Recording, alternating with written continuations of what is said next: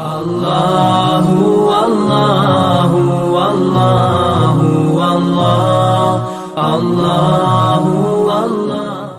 बिस्मिल्लाहिर्रहमानिर्रहीम सल्लल्लाहु अला नबील करीम। अस्सलामु अलैकुम वरहमतुल्लाहि वबरकातुहू। नाज़रीन, रमज़ान ट्रांसमिशन में एक मरतबा फिर आपको हम खुश आमदीद कहते हैं। हमारे यूट्यूब चैनल डेली इस्लाम और फेसबुक पेज को आप देख रहे हैं।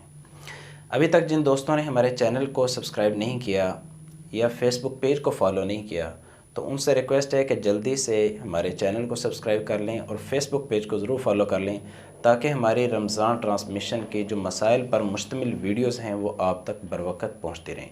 और अगर हमारी वीडियोस अच्छी लगें तो इसको लाइक और कमेंट और शेयर ज़रूर करें, ताकि इसके अंदर आपका हिस्सा भी डल सके। आपके एक शेयर की वजह से किसी न किसी मुसलमान बहन भाई का फ़ायदा हो सकता है।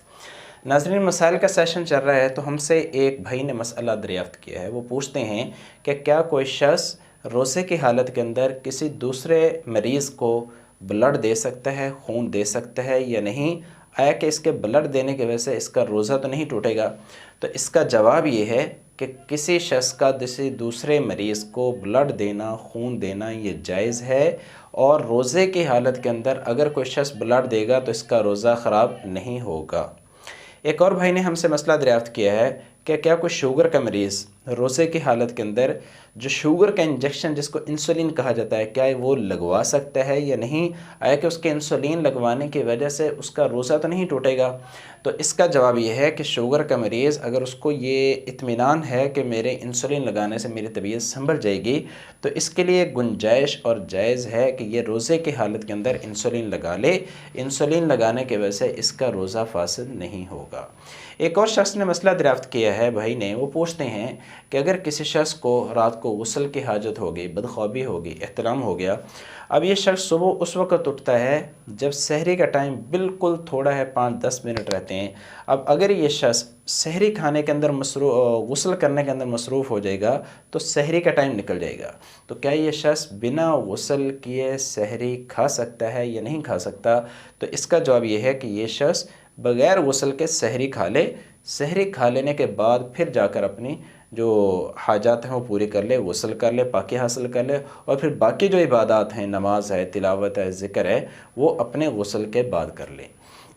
एक और भाई ने मसला दरियाफ़्त किया है। वो पूछते हैं कि अगर किसी मरीज़ ने सुबह को सहरी नहीं खाई, लेकिन सहरी के टाइम में उसने अपनी कुछ दवाइयाँ, कुछ मेडिसिन जो थी वो ले ली हैं, कुछ पानी पी लिया है, जो खाना था वो नहीं खाया, तो क्या ये शख्स जो है अब इन मेडिसिन खा लेने की वजह से रोज़ादार हो जाएगा? इसका रोज़ा हो जाएगा अगर इसने सहरी नहीं खाई, या इसको रोज़ा रखने के लिए सहरी का खाना ज़रूरी है?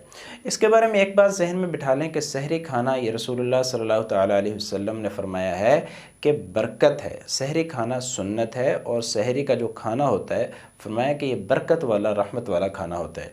अब इस शख्स ने अगर सहरी नहीं खाई, सहरी छोड़ दी है, तो ये उस बरकत वाले खाने से महरूम हुआ है। अलबत्ता खाना छोड़ देने की वजह से और सिर्फ मेडिसिन खा लेने की वजह से या सिर्फ पानी पी लेने की वजह से भी इसका रोज़ा हो जाएगा।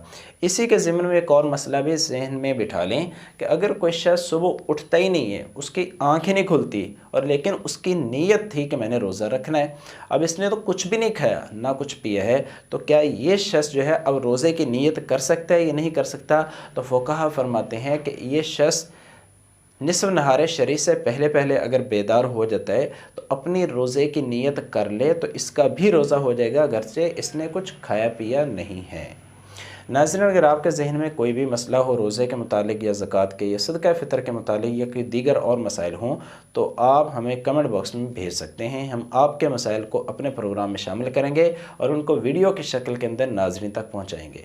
वीडियो अच्छी लगे तो वीडियो को लाइक ज़रूर करें और शेयर ज़रूर करें, ताकि आपका एक शेयर किसी की भी ज़िंदगी बदल सकता है, उसको भी इन मसाइल से आगाही हो सकती है। जज़ाकल्लाहु खैरा फ़िद दुनिया वल आखिरा।